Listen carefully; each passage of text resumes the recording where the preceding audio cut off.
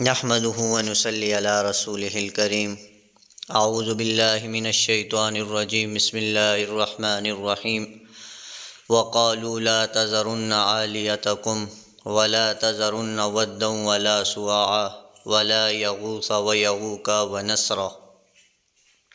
یہ ہے سورۃ نوح، اور اس آیت میں یہ جو 5 نام ہیں یہ ہے نوح علیہ السلام کی قوم کے نیک لوگ۔ یہ اس وقت کے نیک لوگ تھے، ولی اللہ تھے، بزرگ تھے۔ جب یہ لوگ دنیا سے چلے گئے یعنی فوت ہو گئے تو نوح علیہ السلام کی قوم کے پاس شیطان آیا۔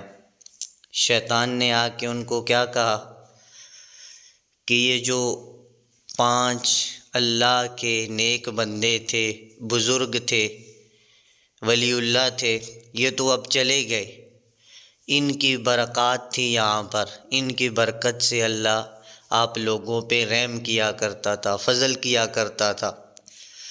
تو اب شیطان نے ان لوگوں کو کیا کہا؟ شیطان نے کہا کہ آپ ان 5 کے ناموں کے بت بنائیں، اور ہر بت اسی بندے کا بنائیں جس طرح وہ بندہ تھا، اور پھر ان کا وہی نام رکھیں، ود، سوا، یغوث، یعوق، نصر۔ تو انہوں نے یہ 5 بت بنا دیے اور بنا کے چھوڑ دیے، ان کی پوجا نہیں کی، ان کی عبادت نہیں کی، ان کو مشکل میں نہیں پکارا، ان سے بیٹے بیٹیاں نہیں مانگی۔ جب یہ لوگ بنانے والے جنہوں نے برکت کے لیے بنائے تھے کہ ان لوگوں کا سایہ ہمارے اوپر رہے، ان کی وجہ سے اللہ کی برکت، اللہ کی رحمت ہمارے اوپر نازل ہوتی رہے، جب یہ لوگ دنیا سے چلے گئے تو پھر شیطان آیا ان کی اگلی نسل کے پاس،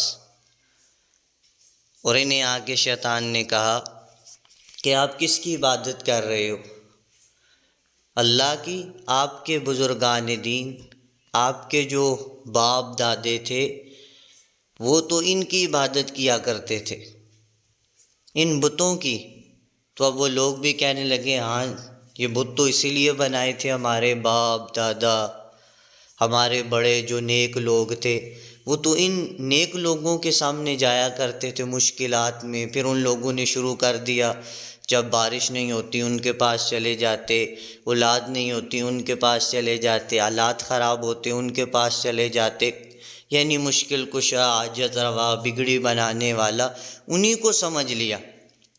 تو یہ جو 5 نام ہیں، ود، سوا، یغوث، یعوق، نصر، یہ اللہ کے نیک بندے تھے۔ شیطان نے ان کے باپ دادا کو یہ چکر دیا کہ ان کے بت بناؤ، اللہ کی رحمت اور برکت آپ پہ نازل ہو، اور جب ان کی اگلی نسل آئی ان کو اگلا دھوکہ دیا کہ آپ کے باپ دادا جو تھے وہ ان کی پوجا کیا کرتے تھے، ان کے سامنے مشکلات میں آیا کرتے تھے۔ کس وجہ سے؟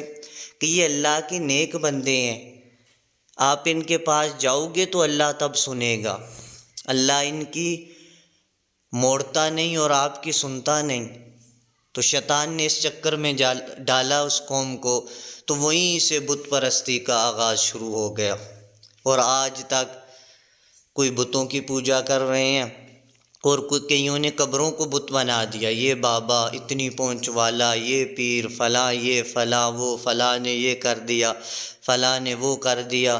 ہمارے ہاں مزارات پہ اتنی رش ہوتی ہے جتنا جمعے والے دن بھی مسجد میں نہیں ہوتی، لاکھوں لوگ، اولاد نہیں ہو رہی، 10 سال ہو گئے، یہ نہیں ہو رہا، کاروبار ٹھیک نہیں چل رہا، تب یہاں آئے ہیں۔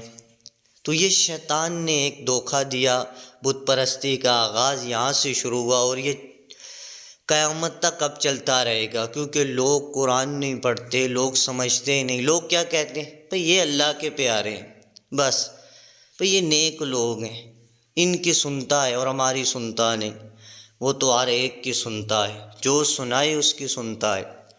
تو لہٰذا کہنے کا مقصد یہ ہے، بت پرستی کا آغاز یہاں سے شروع ہوا، اور لوگ دڑا دڑ شرک میں مبتلا ہو رہے ہیں، اور اللہ نے قرآن مجید میں فرمایا میں مغفرت کروں گا ہر شخص کی جسے چاہوں، مگر مشرک کی میں مغفرت نہیں کروں گا جو شرک کرنے